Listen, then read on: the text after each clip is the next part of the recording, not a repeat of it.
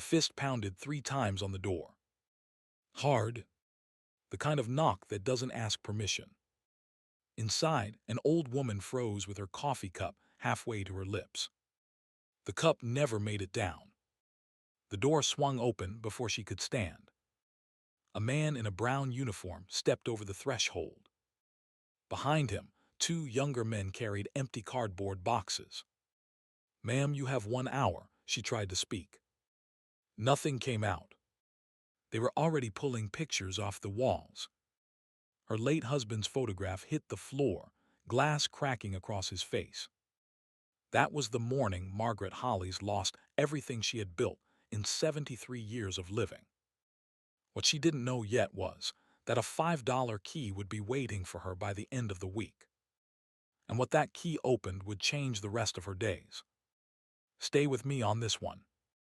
The hour they gave her was not really an hour. The men in the brown uniforms moved fast. They had done this before. Hundreds of times.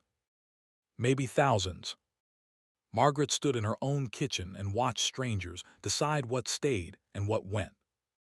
A pot. A blanket. The wedding photograph on the mantel. They didn't ask her. They just sorted. She was 73 years old. Her name was Margaret Hollis.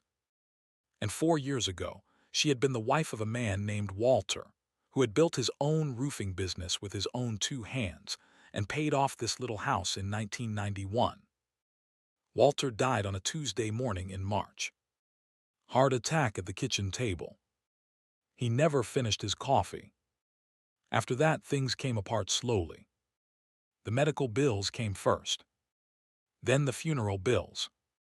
Then a younger son, Daniel, came home and said he could fix everything. He just needed her to sign one paper. A reverse loan. Then another paper. Then a refinance. Margaret signed because Daniel was her boy and Walter had always trusted him. She did not understand what she was signing. By the time she did understand, the house was no longer hers. Daniel was gone. His phone rang and never picked up. The bank sent letters, then notices, then a court date she could not afford a lawyer for. And now there were 3 men in her kitchen, deciding which of her cups was worth keeping. She sat on the couch they had not yet wrapped. Her hands were shaking. She put them between her knees so she would not have to look at them. "Ma'am," one of the younger men was standing in front of her. He was holding a small wooden toolbox. Walter's toolbox. The handle was worn smooth from 40 years of his palm. "You want this? It's heavier than it looks." She nodded. She could not speak yet.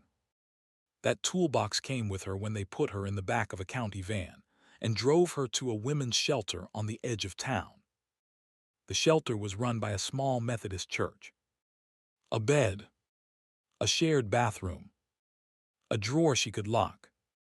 The director was a woman named Sister Colin, who had been doing this work for 30 years and had stopped being surprised by anything. Margaret slept the first night with the toolbox under her cot. In the morning, she counted what she had left. $43 in a checking account. $12 in cash, folded inside her wallet behind a picture of Walter as a young man. A Social Security check coming in 11 days. And the toolbox. That was it. Now, here's the thing about a place like that shelter. People talk. Women who have lost everything sit at long tables, eating thin oatmeal, and they talk because there is nothing else to do. Margaret listened. She did not say much. But on the third morning, a woman across from her, a woman maybe 60, with a missing front tooth, was telling a story about her cousin who had bought a foreclosed lot from the county for almost nothing. "They auctioned them off," the woman said. "Tax foreclosures. Stuff nobody wants. Up in the hills mostly. You can get a piece of dirt for the price of a sandwich." Margaret looked up. "Where do they list them?" The woman shrugged. "County website. Or down at the courthouse." There's a paper they print every Friday. That afternoon, Margaret walked 4 blocks to the county clerk's office. Her knees ached. She had not slept properly in 2 weeks. She asked for the auction list. The clerk, a young woman with red glasses, slid a stapled pamphlet across the counter and went back to her phone. Margaret sat on a wooden bench in the hallway and read the whole thing. Most of the listings she did not understand. Tax liens, defaulted parcels, properties with code violations, minimum bids of $200, 500, 1,000. Then on page 7, halfway down in small print, parcel 4471B. One outbuilding, approximately 180 SQFT. Smoky Mountain Access Road. No utilities. No road maintenance. Minimum bid, $5. Auction Friday at 10 a.m. $5. She read it 3 times. There was no photograph. No address she could plug into a map. Just a parcel number and a description that almost dared somebody to bid on it. She walked back to the shelter with the pamphlet folded in her coat pocket. She did not show it to anyone.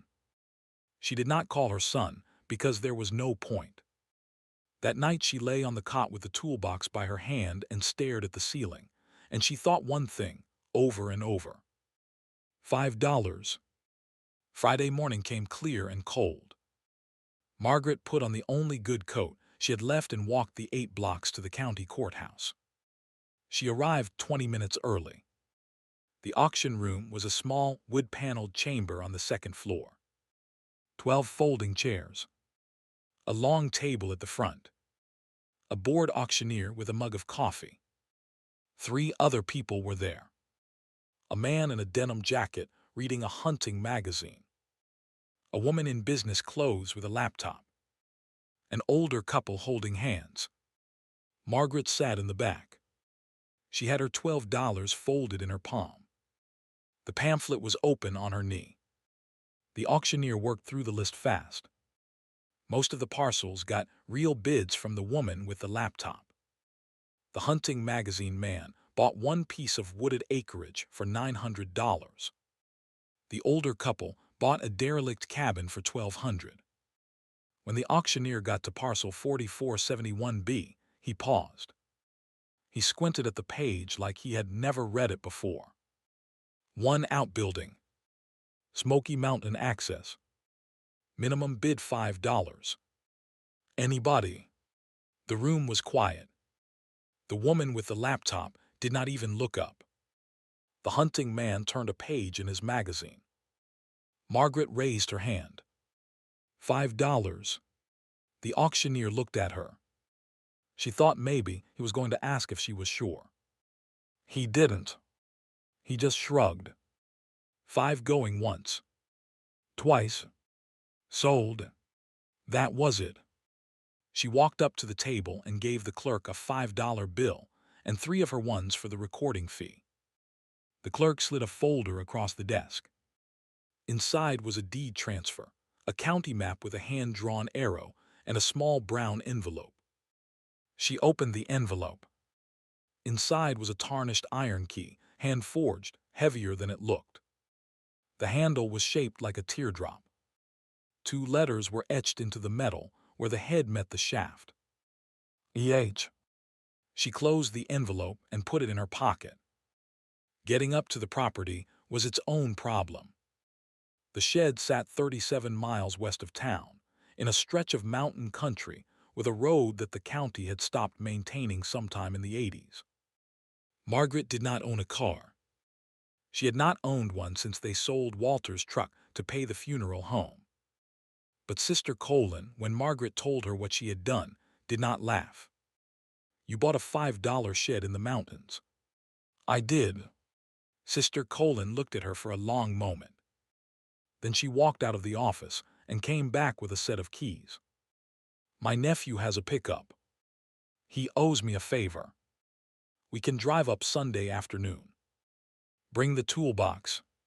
Sunday came gray and damp. The nephew was a quiet young man named Travis who did not ask questions.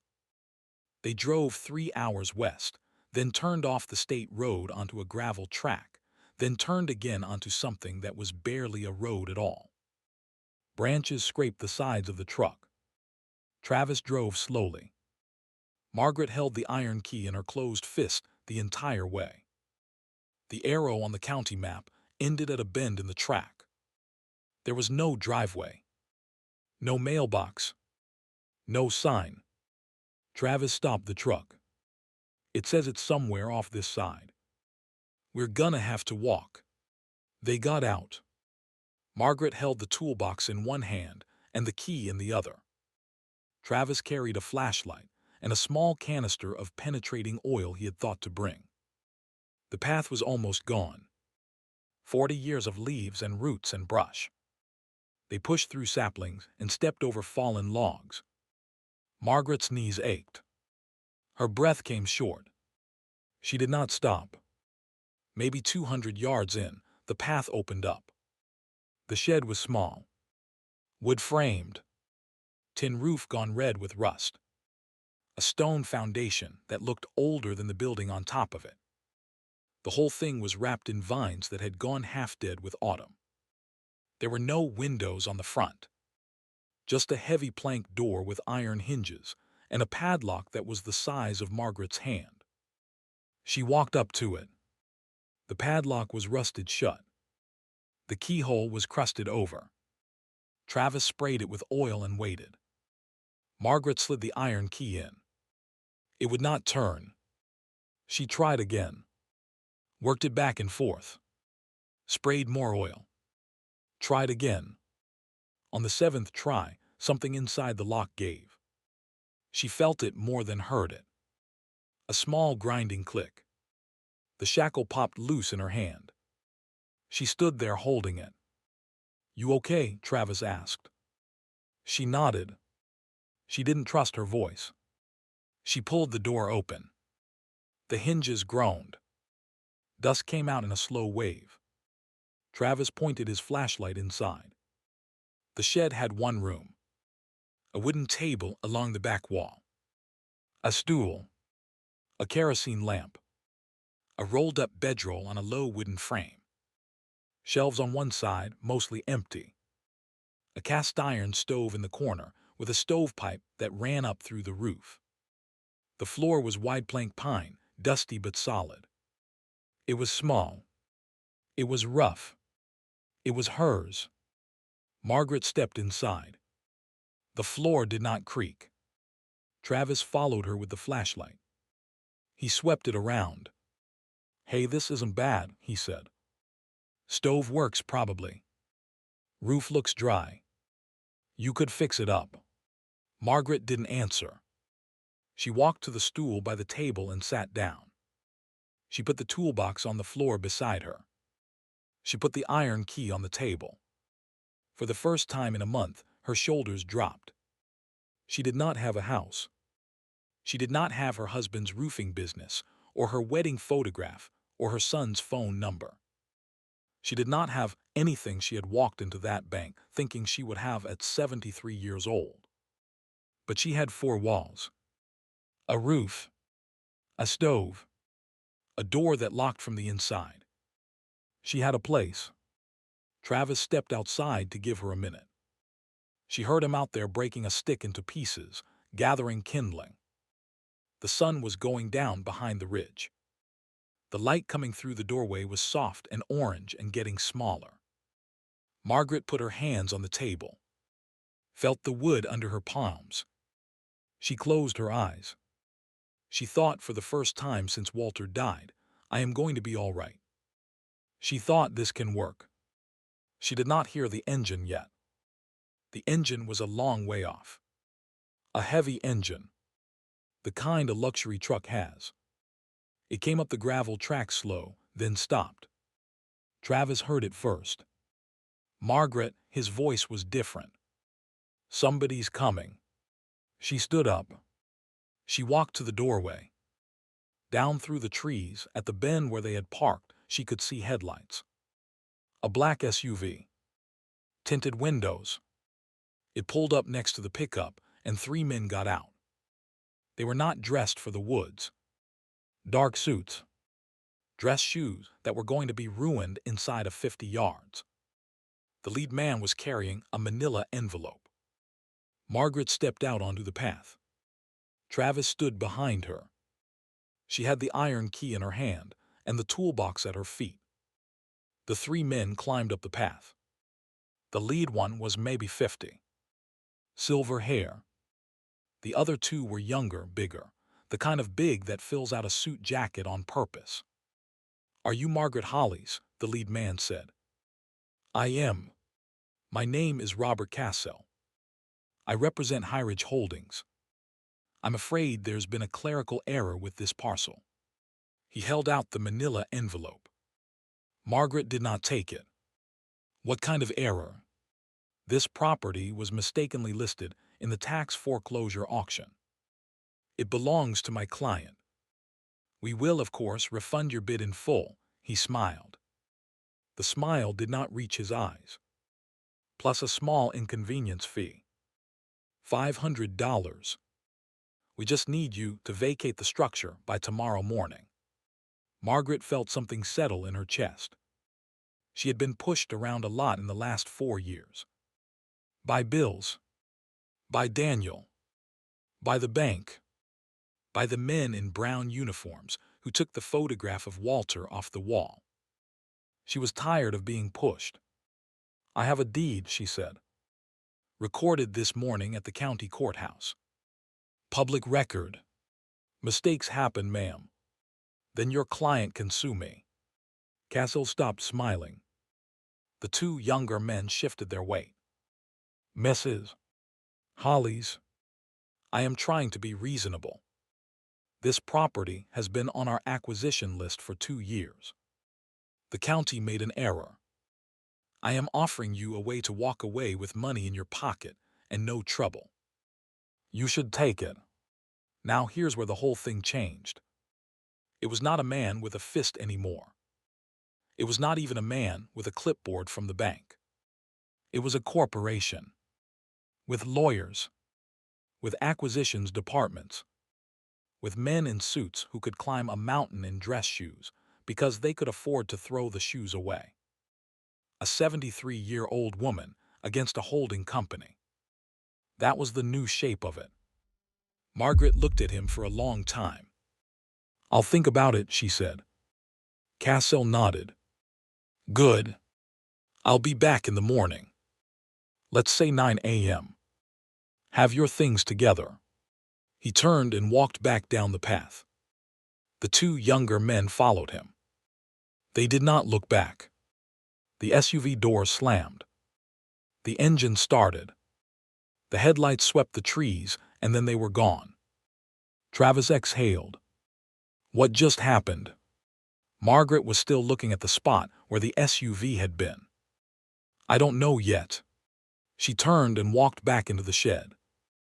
"If you're still with me on this one, hit that subscribe button. I promise you the next part of this story is worth it." She sat down on the stool. Travis came in and stood by the door with his flashlight. The light from outside was almost gone now. He flicked the flashlight on. "You want me to drive you back? You can come back tomorrow with a lawyer." "In a minute." She was looking at the table. The wooden table she had put her hands on 20 minutes ago. There was a drawer on the front. She had not opened it. She pulled the drawer open. It was warped from age, but it slid. Inside was a thin leather-bound notebook. The leather was cracked. The corners were worn round. There was a date pressed into the cover in faded gold. Margaret picked it up. She turned to the first page. The handwriting was a woman's. Looped, careful, old-fashioned. The first line read, "This is the journal of Eliza Hollis. May this book never be read by my husband." Margaret stopped breathing for a second. Hollis. Walter's grandmother had been named Eliza. Margaret had only met her once, when she was a girl of 19 and Walter had brought her home to be introduced. Eliza had been very old then. Sharp, quiet. She had shaken Margaret's hand and said, "You hold on to him." And then she had died 2 months later. Walter had never mentioned a shed in the mountains. Not once. In 51 years of marriage. Margaret turned the page. Eliza Hollies had grown up in these mountains. She had married a man named Tom Hollies in 1932. Tom had been a violent man. He drank. He beat her. He spent every dollar she earned cleaning houses and doing laundry. The journal did not say these things directly. It said them around the edges. Tom came home in a poor temper again. "I have hidden the egg money where he will not look." Margaret turned more pages. By 1945, Eliza had been hiding things for 13 years. Money, bonds, a few small pieces of jewelry from her own mother.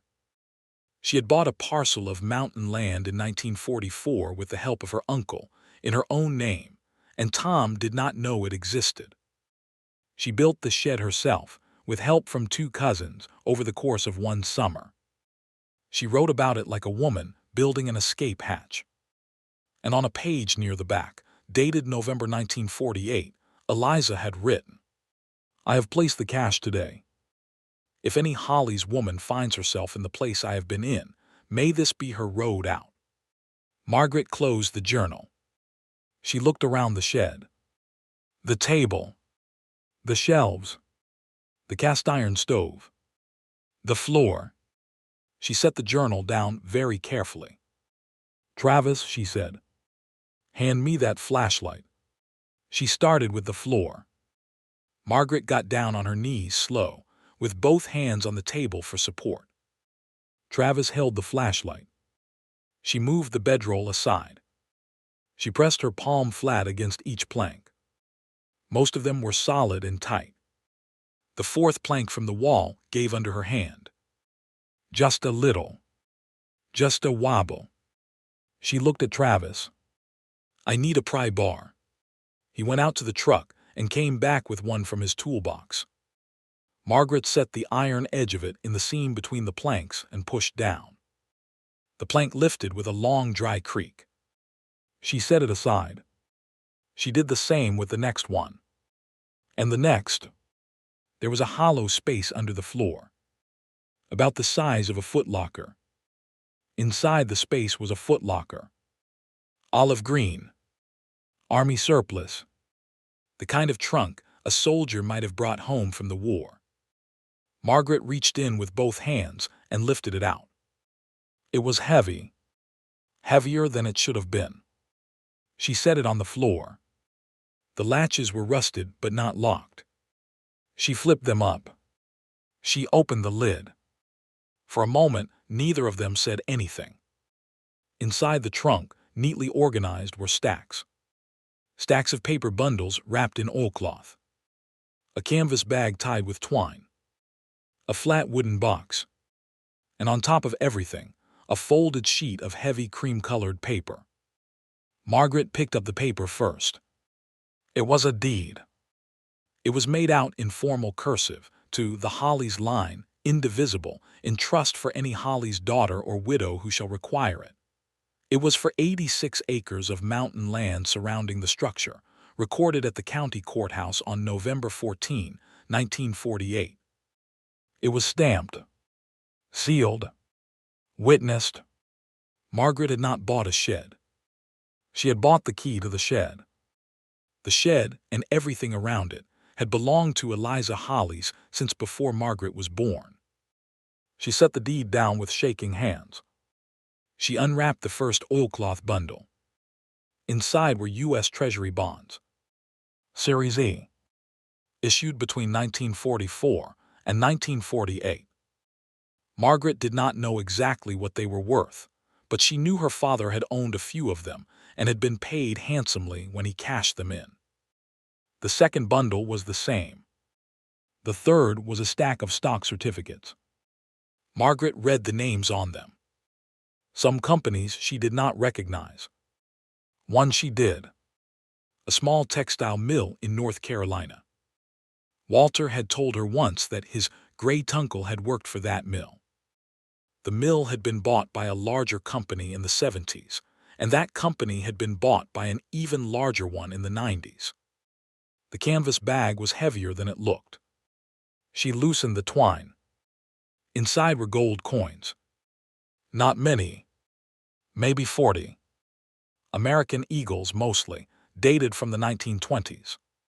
She picked one up. It was solid in her hand. The wooden box held jewelry. A gold locket. 2 rings. A small brooch with a green stone Margaret did not know the name of. She closed the box. She closed the bag. She closed the trunk. She sat back on the floor. Margaret, Travis's voice was small. How much is all this? I don't know. That's a lot of paper. Yes, it is. She looked at the deed in her hand again. She looked at the journal on the table. She looked at the iron key, sitting where she had set it down an hour earlier. She understood now why the men in the suits had come. They had not come because of a clerical error. They had come because somebody somewhere had been watching this parcel for a very long time. Somebody who knew that the heir of Eliza Hollies had stopped paying property taxes when Walter's father died, and the county had let it go to auction for back taxes. Somebody who had been waiting for it to surface. They had not expected a $5 bid from an old woman in a Methodist shelter. They had expected to buy it themselves. Margaret stood up. We need to go, she said. Tonight. They closed the floor back up. They put the trunk in the bed of the pickup under a tarp. They locked the shed with the iron key. Travis drove down the mountain in the dark, slow because of the road. Margaret held the journal in her lap with both hands. They got back to town at 1 in the morning. The next day, Margaret did 3 things in this order. She called Sister Colin. She walked to a small law office on Main Street that had a sign in the window saying, Family and Estate Law, and she sat down across from a woman named Patricia Boone, who had been practicing law in that town for 31 years. Patricia Boone listened to the whole story. She read the deed. She read 3 pages of the journal. She picked up her phone and made 1 call to the county recorder. She waited. She made a note. She hung up. Then she looked at Margaret across the desk. Mrs. Hollies, she said. This deed is valid. Recorded properly. Never contested. The land has not been sold, transferred, or encumbered since 1948. The property tax was paid up through 1979 by Walter's father. After that it lapsed. The county listed only the structure for auction last week, not the land, because the land is held in trust under terms they did not fully read. She paused. The trust language protects you.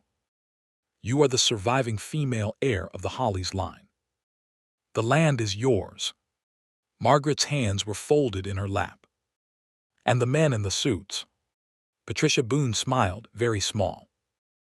Highridge Holdings has been trying to buy Mountain Parcel for a planned resort for 2 years. They have approached me twice. I do not work for them. We will write them a letter. She did. The letter went out by certified mail that afternoon. It had 2 pages. It included a copy of the recorded deed and a citation of the trust clause. It instructed Highridge Holdings to cease all contact with Margaret Hollies and to consider any further approach a violation of the property rights set forth in the trust of 1948. The black SUV did not come back. Margaret moved into the shed in October. She did it slowly. There was no rush. Patricia Boone helped her cash 1 bond, just 1, to start, and that bond paid for a roofer to redo the tin in copper, a plumber to dig a well and put in a small bathroom in a lean-to off the back, and a stonemason to build a proper porch out of fieldstone from the property itself. She did not build a mansion. She did not want one. The shed stayed a shed. One room plus the lean-to. A real bed instead of the bedroll. The cast-iron stove cleaned out and working. A small refrigerator that ran on propane. Bookshelves on 2 walls. She kept the wooden table where Eliza had kept it. She kept the iron key on a hook by the door. The journal she put on the shelf above the table where she could reach it. Now the local people. Margaret had been worried they might not take to her. A 73-year-old widow from the valley moving onto 86 acres of mountain land with a story about a hidden trunk and a corporate lawyer. That was the kind of story that got around fast in a small county. But the first person to come up the path after she moved in was a woman named Ruth Calhoun. Ruth lived 2 ridges over. She had a hunting rifle in the back of her pickup and a basket of apples in the front. She knocked on the door, set the apples down on the porch and said, "I knew Walter's grandmother. I was 8 years old when she died. You're keeping that shed standing. You're all right with me." Margaret made coffee.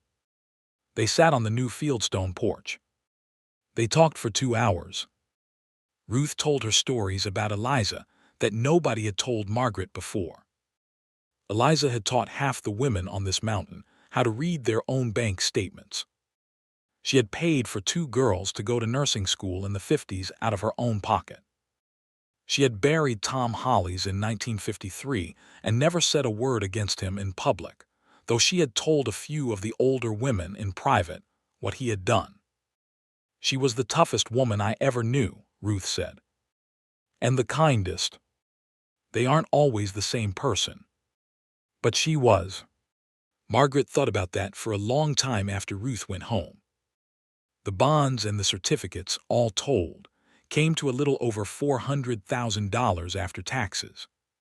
Patricia Boone helped her set it up properly. A small living trust. A modest monthly draw that meant Margaret would not have to think about money again for the rest of her life. The gold coins she kept. They sat in a small box on her bookshelf. She liked knowing they were there. She wrote her son a letter in November. She did not beg. She did not yell. She did not ask him to apologize. She just told him in 3 short paragraphs that she was alive, that she was in a place of her own, that she was not in need of anything, and that the door was not closed if he ever wanted to write back. She gave a P.O. box in town. She did not give the property address. She did not hear from Daniel for 4 months. Then in February, a letter came. It was short. It said he had been in trouble, that he was sober now, that he was sorry, that he did not expect anything. He asked if he could call. Margaret read the letter twice. She put it on the wooden table. She thought about it for a week. Then she wrote back and said yes, he could call, but he should know the land was held in a trust that he could not borrow against and never would be able to. The land was not for him. The land was for her. After her, it would go where Eliza's trust said it would go. She wanted him to understand that before they spoke. He wrote back 2 weeks later and said he understood. They started talking on the phone every Sunday afternoon. He did not ask for money. She did not offer any. They talked about the weather. They talked about Walter. After a while, they talked about other things too. In the spring, Margaret planted a small garden in the cleared patch behind the lean-to. Tomatoes, beans, a few rows of corn. She was not very good at it. Ruth came over and showed her how to stake the tomatoes properly. They laughed at Margaret's first attempts at it. Ruth ate dinner with her once a week now. On a morning in May, Margaret sat on her fieldstone porch with a cup of coffee in her hand. The mountains were green. The mist was rising off the valley below. The iron key hung on its hook just inside the door, exactly where she had put it the day she moved in. She lifted the cup. She took a sip. The coffee was hot. It made it all the way to her lips this time. She thought about the morning 8 months ago, when she had been sitting in another kitchen, in another life, with another cup of coffee that had never reached her mouth. She thought about the men in the brown uniforms. She thought about Eliza Hollies, who had built a shed alone in 1947 and hidden a trunk under the floor and written a journal so that a woman she would never meet could find a way out. She thought every woman in this family has needed this place. And every woman in this family has gotten here by herself. She finished her coffee. She went inside to start her day.